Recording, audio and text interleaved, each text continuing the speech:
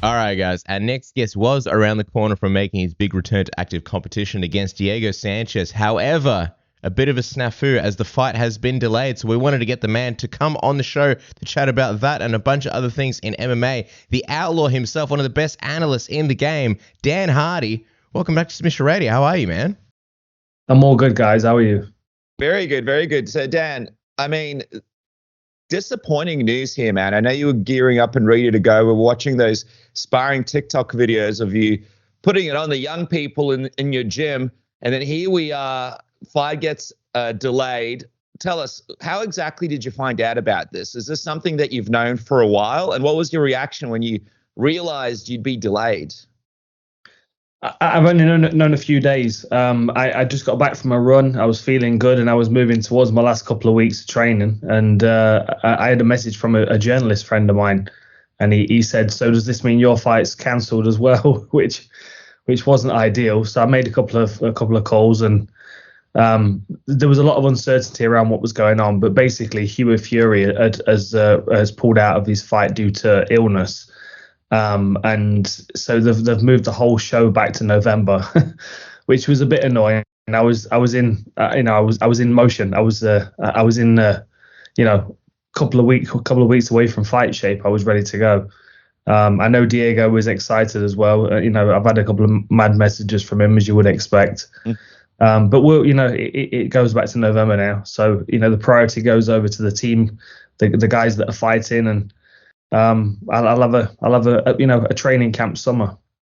What do you do now? Because obviously you were preparing to peak. I mean, the fight was supposed to be next week. What happens to all that training? Well, I took 3 days off. I pumped the brakes because I was pretty much, in the deepest part of training camp, the tiredest, most fatigued part. The hard weeks were done.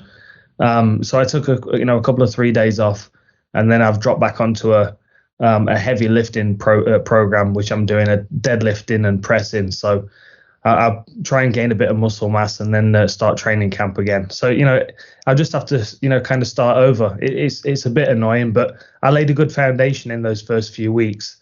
I've got a few good miles on the clock, and got some good rounds on the bag, and my sharpness has come back. My timing's come back. I've been enjoying sparring again. So it's just a case of regrouping now and re-motivating for a start of a new training camp. Just got to ask quickly on the training. I remember ages ago, I don't even remember where it was, but you were saying how like when you were younger, your focus was on things that maybe shouldn't have been as important, like trying to do a 500-pound deadlift. So it's funny hearing you say, oh, you're doing the strength phase. I imagine training is very different. What has the training been like, say now compared to back in the day when you were fighting in the UFC? Because it was a boxing match, there was a lot less hands-on stuff that I needed. I didn't need nearly as much. Well, I didn't need any grappling or wrestling. I was still doing a bit, but that was just extracurriculars. I need less people around me. I understand why boxers have a coach and they bring sparring partners in, because you don't need bodies like you do in mixed martial arts. In MMA, it's about having a team around you. It's about having a bunch of people that are going through the same process with you. Whereas when you're boxing, you need a couple of sets of sharp eyes on you and people to hold you accountable to make sure you're training. I was doing a lot of really good sessions on my own, and then I'd go into the gym and I'd hit pads with the guys or do some rounds of sparring. It was a bit more self-driven this time around, but that might be down to my age as well, But I was enjoying the process. It was really nice to be back in training camp, have a reason to keep your diet tidy and to be in bed before it's dark and all those kind of things. Unless, of course, you have to speak to Submission Radio, who call you at 1 a.m. and keep you up all night long. I was going to say, man, yeah, congratulations. 40 years old. People wouldn't believe it because obviously you look like you're 21. I mean, I'd have to double check your ID if I was to sell you any alcohol over there in the States. But I was wondering, every time, even at my age, when I try any kind of sport, I always think back to what it felt like when I was younger. And I imagine in this training camp, you would have found out something about yourself that you didn't know. You were able to find out how far you could push things. And you're also able to find out how different you felt this time around compared to back when you were fighting in the UFC, like Casper said. So I wonder, what's the biggest thing you sort of learned about yourself in this training camp that might have surprised you even?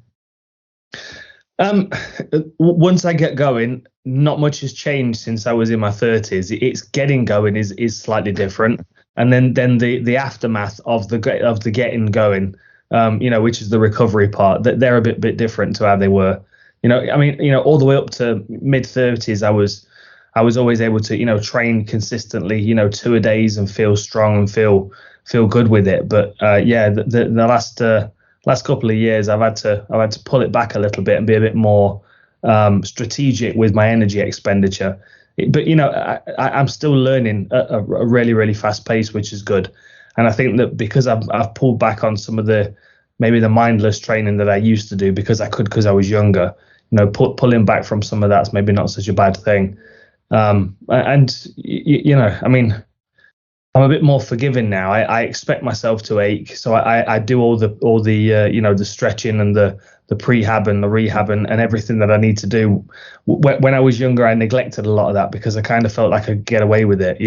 It wasn't I think such a it's thing. boring. Everyone hates that stuff. Well, I mean, you don't want to do a really hard workout and then you go, okay, I've got to do 15 minutes of stretching now, and then I've got to do some foam rolling, and then some shoulder mobilization stuff, and you just want to kind of lay on a mat and eat a protein bar. But I know that it's going to make a difference in the morning when I wake up. So, and I've diversified my training a bit. I've had a couple of nice, like the other day I went and hiked 8 miles.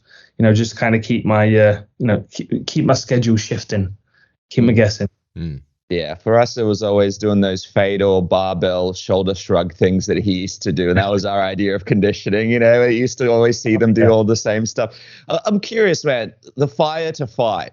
It's an interesting one because you had that break in between active competition and here you were about to step back in there. Did you find that fire was still as strong as when you're competing in the UFC? And if it is, where do you think it comes from at this point in your life? To still want to be in there, to still want to fight. Yeah, I don't really think anything. I don't really think anything about my motivation to fight has changed. That's one thing that feels, really consistent. I don't know. I think there are a few layers to it. Obviously one layer is not wanting to get your ass kicked on TV. That's a huge motivator. But the other thing as well is, I've had 10 years of people dousing me and saying I'm not going to do this and I'm never going to do that, and I was never really good in the first place, and all the general stuff that the haters say. So you kind of in my head I want to step into the ring and look like Lomachenko. I want to look like Canelo or Triple G. I want to impress everybody. So that's my motivation. My drive is to be the best version of myself I can be, which is an interesting position to be in. Have it being a different sport in boxing, and 10 years since the last time I competed. But I'll be honest, I mean, like about 3 weeks ago, things just clicked. I got over a real like fatigue hump in training where I was struggling with hydration and wasn't sleeping very well. And I don't miss those days of training camps, I'll tell you that. But I got over that hump. And then all of a sudden things seemed to click, and I had gas for days and footwork for days. I was able to start reading and rolling shots a lot better. And that was something I felt like I'd kind of lost a little bit over the last 10 years, but came back, within a few weeks of training. That's awesome, man. That's really good to hear. I do wonder though, like with this delay, how does that affect, or how does that derail maybe some of the plans that you had for the rest of the year? Because it did sound like once you made the return, you want to be busy, you want to be, making money and fighting fights. And because this fight isn't going to happen until November, how does that derail, any other plans you had? Well, I mean, it just sets things back. The truth is, when my manager called me and he said, how do you want to fight in November? How do you feel about fighting in November? I said, yeah, that sounds great, but I want to fight in July as well. My plan was to get July 2nd in the bag and feel good over a few rounds and then see what the options were on the table. There's all kinds of madness going on at the moment. And there's lots of people that are, in transitional points of their career, leaving one promotion, moving over to another, different promotions starting up, and people retiring from one sport and maybe being tempted into others. There's loads of interesting things going on and conversations being had. So I'm not in any way, discouraged by it. It just set me back a bit because, I was planning on waking up on July 3rd, looking for my next opportunity. And of course, I've got to wait a bit for that now. Yeah, the timing right now is critical in getting some big fights. I'm wondering, you mentioned how you've had some wild DMs with Diego Sanchez. What are some of these crazy DMs that you've been getting from him during the lead up to this fight? And have you spoken to him about this fight being moved and gotten his reaction through the DMs yet about it going to November? No, I just got a message from him saying that he was disappointed and he was going to have a beer. That was I got a few messages from him before the fight was made, and we were just kind of going back and forth. We chatted a bit about his coach, his old coach, and just general kind of nonsense back and forward. And I think he had a couple of people had offered me as an opponent for him. So my name had been kicked around, and we just kind of went back and forth a bit. And then we did the press conference in London, and we saw each other face to face. But after that point, we didn't speak from the point that the fight was signed. And then the day after the fight was called off, I just got a message from him saying that he was going to have a couple of beers and he'll see me in November. But he's a good dude, Diego. He knows what the score is. We're going to go in there and have a fight, and he's going to try and hurt me, and that's why I like the guy. Just quickly on that, were you relieved to see that him and Josh Fabia sort of went their separate ways? I think the MMA community kind of collectively backed Diego. They were disappointed to see what was happening, and then I think everyone kind of breathed a sigh of relief when they said, all right, cool, Diego's doing his own thing again. Yeah, I think anybody that gets wrapped up in those kind of people with their manipulation games, as soon as they get some space, I think, the world opens up to them again. It sounds like a real sad ordeal that Diego went through, and those kind of people, they recognize when people are in a down part of their life, and they're very good with manipulation. They're very good at getting inside their minds and telling them what they want to hear. And that it was sad to see such a warrior in that position, and kind of people laughing at him because of this guy that has had attached himself. But yeah, it sounds like he's working with an old school Mexican boxing coach now, and he's doing loads of pad work. So I'm interested to see what his boxing looks like. I know you mentioned that you were hoping to sort of get this fight done in July so that you could see what your options would be for later in the year, and how, there's all these people sort of on the cusp of crossing over. I'm wondering, just on a side note, what have you made of Nate Diaz's situation with him repeatedly asking for his UFC release, not really getting a fight, and then this whole Jake Paul thing where it's like trying to get out there to fight Jake Paul, UFC not offering him a fight, this weird thing with Dana White, not really being clear what's going to happen in his career, and just sort of being held around in the organization. Well, I mean, this is the whole reason why there's a class action lawsuit against the UFC. People don't have any freedom. They don't have any control over their career. I mean, think about this. Every single fighter on the UFC roster and everybody that's considering signing with the UFC, they need to really contemplate this. If Nate Diaz can be disrespected to the media by the promoter the way that he has been, they don't care about anybody. That's the sad reality of it. Like, if Nate wants his release, he should get his release. He's had enough stitches. He's made enough money for the organization. Let him go. And if that means him going and making a bunch of money off fighting Jake Paul, then so be it. Even better if the UFC have not got their hands in his pockets. I don't know. Like, when I woke up the other day and I saw the thing about him, winning one fight in 5 years, and maybe the best person to fight is Jake Paul. It's just unnecessary disrespect. It's one thing when you get fighters disrespecting one another, because that's kind of a part of the business. But when the promoter starts shitting on people like that, and someone like Nate Diaz, who's a cool icon, like, it just looks bad. I don't think it's good for anybody, and I think Nate deserves a lot of respect for who he is and the character and the fun that he brings to the sport. I mean, I didn't think for a second that he was going to beat Masvidal, but that fight week was bouncing. It was great to be in New York. It was a different thing. It always is when a Nate Diaz fight's happening. He's one of the superheroes of the sport, and he deserves respect, and he also deserves a pocket full of cash, same as most of these guys do. How much does a situation like this, when you're watching it unfold and play out, make you sort of reflect on your situation and kind of go, dude, I'm so glad I'm free and clear? I'm just kind of, it's like being, it's like having a job in the Kremlin, you know what I mean, and watching what's going on. Like, I feel better that I don't have to live with myself, being in that circumstance. I love the UFC. I love the organization as it is. But, I love Russia. I love the Russian people, but Putin's a shithead. Do you know what I mean? Yeah. And unfortunately, a few people bring everything down. And I do think that it's time for the sport to have a shake up and things to move along. And I think that, people get too comfortable in certain circumstances, and the amount of money that's being made is obnoxious. And for the fighters to not only not get paid, but also to get disrespected when they're asking them to get paid, it's embarrassing for everybody, I think. Yeah, 100%. And especially it's frustrating when you see comments like that about, some of your favorite fighters, the people who should be getting respected in the sport. And then also when you see a fighter who misses out on potentially years of their prime and their career due to, of all things, contract negotiations. And then when you do see him, finally come back, you have those lingering questions of like, man, what if this fight happened? What if that fight happened? What if we got a chance to see them fighting earlier, when people wanted it? So definitely a situation where the fighters need to be taken care of far better, but got to do it. Speaking of looking after yourself and taking care of yourself, our good friends at Manscaped are the ones for the job because obviously, it's summer in the States and Canada, and you don't want your downstairs region to be an absolute swamp. You want it to be nice and sleek and aerodynamic, so you're ready to have fun and party, which is where the Lawnmower 4.0 comes in hand, the greatest grooming tool in the world, the black belt of ball trimming with its 7,000 RPM power of motor, the skin-safe technology, meaning you don't have to worry about any nicks and cuts downstairs. It is waterproof. I like to just smash it out in the shower. I use it on my head as well to shave everything.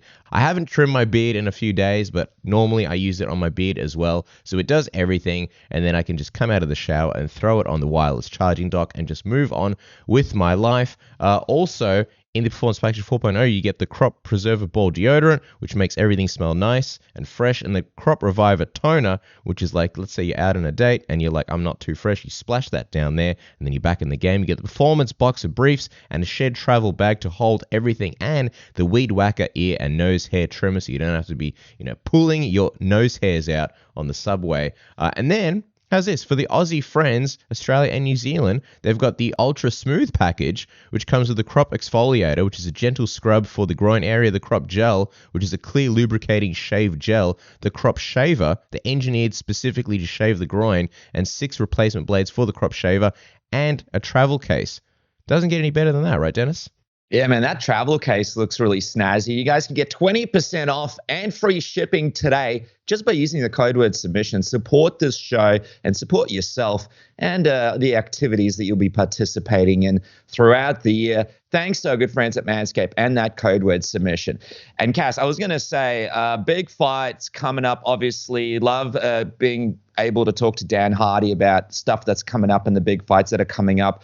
Just had Jared Cannonier on earlier in the week, and of course the big International Fight Week is almost upon us. He takes on Israel Adesanya, and there is only one place to make your money, and that is with our friends at MyBookie. You guys could double your first deposit with a code word submission. I'm just looking at the odds at the time of recording. We've got Cannonier at a plus 305. Israel at minus 380. You got other great fights to put your money on. Max Holloway plus 155.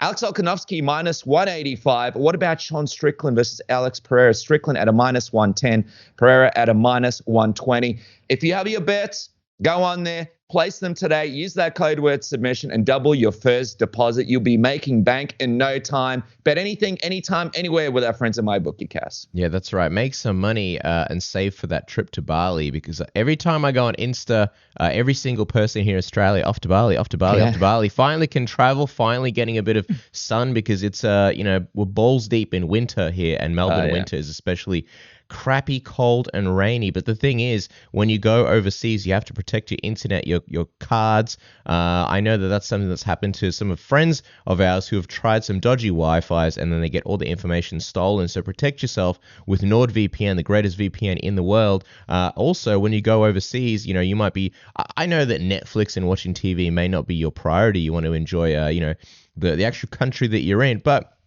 if you got a bit of downtime, maybe you're at the airport, maybe you're downloading shows, maybe you're on a, I don't know, long bus trip somewhere, and you want to watch stuff, you want to make sure that you can watch your shows. If you're in another country, you might be geo-blocked, or actually you will be geo-locked to whatever that country offers. I remember when I was in Bali, I got sick, and we ended up smashing Breaking Bad because, Balinese Netflix had it. But we didn't finish watching it because it goes for like 6,000 years. When we came back to Australia, no more Breaking Bad. It's not available. So we did use a VPN.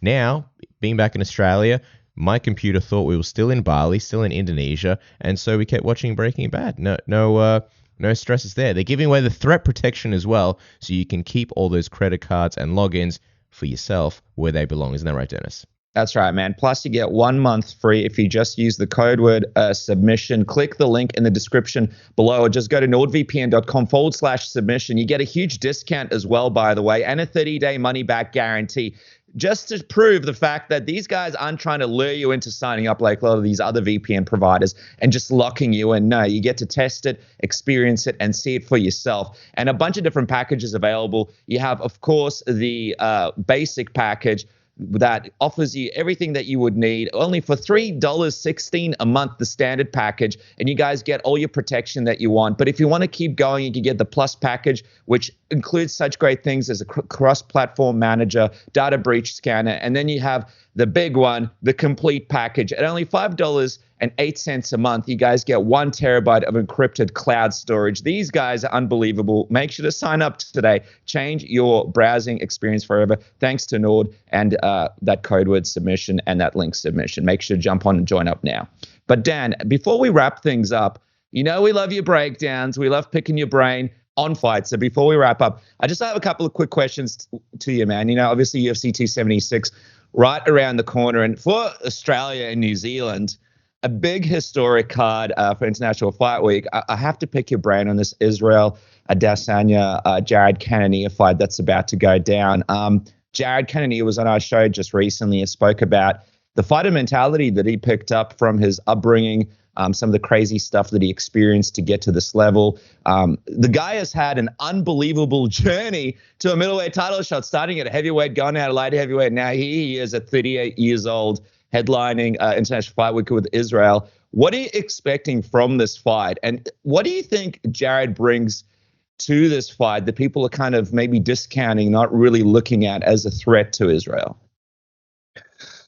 One thing that always stands out to me with Cannonier is his determination. I saw it even in that last round going in there against Whittaker when he was already struggling. He's got this unrelenting determination, and I think that is a huge factor in a fight against someone like Adesanya, because one thing that Paulo Costa lacked was the determination to do anything, and he just got eaten up on the outside. And Adesanya's got that possibility with everybody. He can keep you on the outside, keep you guessing, make you fearful of stepping forward because he's going to catch you with something. At some point, Cannonier is going to have to put his foot on the gas and go through that dangerous range, that no man's land where Adesanya can pick him off. But if he gets inside that range, then he can start bullying Adesanya. At close range, he's still a heavyweight. He's still going to punch like a heavyweight and clinch like a heavyweight. And I feel like, if you're looking for a weak point in Adesanya, it's getting a hold of him and putting him on the floor. If I'm Cannonier, that would be my game plan. But my honest opinion is I think he's going to get stuck on the outside. The level of striking that Adesanya's got is different. and I can't really overstate that. The way that he sees the fight is the difference between, me staring at the ocean and a championship surfer. He has such a grasp of range and of distance and of how to manipulate his opponent's movement. And I feel like Whittaker did a really good job of manipulating Cannonier onto his head kicks. So my fear is that Adesanya is going to be able to set him up and land something clean on him and hurt him. But the horsepower and the determination that Cannonier has got, it might put him within striking range to land fists. And, like I said, he punches like a heavyweight still. And Adesanya is taking this fight very seriously. Just watching his training videos, the guy looks like he's coming in great shape for this fight, and sort of taking what you mentioned about Cannonier very seriously. I know his coach Eugene Behrman brought up his mindset to us when we spoke to him about this fight a while ago. I just want to quickly get your thoughts on this weird situation with Alex Pereira sort of getting this fight with Sean Strickland and potentially being the next guy to fight Israel. It's kind of a crazy situation because here you have this guy who gave you these losses and these crazy sort of moments in your kickboxing career, and now he's reemerged now that you're at the top of the game in MMA. And I wonder, from a psychological standpoint, how difficult do you think this matchup could be for Israel if Pereira is able to get through a tough matchup like Sean Strickland and make it to a title shot against him next? I think Pereira is really problematic. You know, he's a very good striker. He's got incredibly heavy hands. You know, he's just a bit bigger all round than a lot of these middleweights, including Sean Strickland. I mean, you know, Sean Strickland to me has always looked like he's kind of on the borderline between middleweight and welterweight. Pereira, I expected him to be a light heavyweight when I saw him. He's massive. And I do think that his striking skills and his patience in the pocket, his calmness, and as well as those skip knees that he does, I think he's going to go a long way. And, you know, he's getting this opportunity against Strickland because it accelerates him to Adesanya before he has the potential of running into someone that's going to expose it, a weakness in his game, because he is still young in his game. He's a great striker, but, you know, there are going to be parts of his game that would be exposed by other people in the top 15, for example. So if he gets to Adesanya, he's a real problem. He's a very, very dangerous individual. But then again, you know, he can't take the confidence of those previous fights in kickboxing into this one, because 4-ounce gloves and everything changes. The range changes, the timing, the speed, those little pockets where Adesanya does so well are so much more evident with the small gloves. I'm very excited to watch him. I mean, he was an absolute beast in glory. I enjoyed his career all the way through. But, you know, it's a different thing crossing into MMA. And I just hope he's not being rushed, because, you know, 2-3 more fights, he might be the MMA fighter that he could potentially be in the future. And then he'd be really ready for a title shot.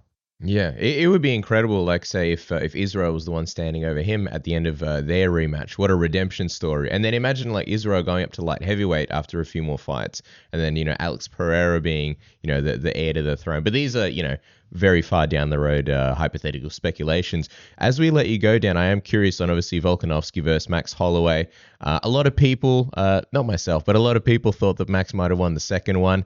How do you see this third one going against Volko and Max Holloway? Who do you think wins this one? You know, it's a really, really difficult one for me to answer. I've actually done my BT Sport breakdown show on this fight over the main event. By popular demand, this was the one that people were pulling apart. The truth is, I thought Max looked a lot better in the second fight, but I think Volkanovski still won. You know, I think Max won the first 2 rounds. You know, he scored knockdowns at the end of both the first 2 rounds. But then for me, Volkanovski won the last 3. And although they were close, they were won by Volkanovski on my scorecard. Max, going into the Kattar fight, though, was a different animal. I mean, he landed more strikes on Calvin Kattar than he did on Volkanovski in both of their fights. It's incredible the work rate that he was able to put out. Different opponent, though, of course. You know, Volkanovski's going to move a lot more. But I don't know. For as good as Max is, and for as much as I appreciate his evolution since their last fight, I still kind of feel like Volkanovski might just be able to edge him. And I think it's going to be another close fight. I wouldn't surprise me if you know, Volkanovski wins the first one, then Max takes the second, third, and then Volkanovski wins the championship rounds. It wouldn't surprise me if it's that kind of fight, and we're splitting rounds and we're debating it again. You know, they're just very evenly matched. Even though they're very different, they're very competitive with one another. And, you know, the point of difference is to me is that Volkanovski he showed me he can adapt in that last fight, and Max, he has to start out well and maintain in order to win decisions. Yeah, lucky to be in a position to see these guys fight one more time. But definitely, if Alex wins one more time, let's move on to the next thing. I think we don't need like a 4th and a 5th and a 6th fight until he loses from the UFC. So we'll see what happens there. But obviously, a big night in the office. As we wrap though, Dan, okay, so your fight moving to November. Do you have any concrete information at this point? You versus Diego Sanchez, still with the 16-ounce gloves, same rule set and everything. Do you have an actual date that they gave you for this one? I've been told November 12th. That's the date I've been given. So that's what I'm working to. Fantastic. Well, there it is, November 12th. Sorry, same venue and everything? Yeah, everything's the same. Well, I was going to say, it's a little bit later, but regardless, it's going to be a lot of fun seeing you back in there. Of course, the legend Dan Hardy returns. You guys can follow him on Twitter/Instagram at Dan Hardy MMA. Of course, Full Reptile, the Dan Hardy Breakdown Show on BT Sport is a must watch ahead of any event. And of course, he takes on Diego Sanchez now in November. That has been delayed, so we get more fun TikTok videos from him in the meantime. Dan Hardy, thank you so much for staying up and joining us, man. As always, an immense pleasure and honor having you on the show. It means a lot to us, man. Thanks for joining us. Thanks, guys. Always good talking to you.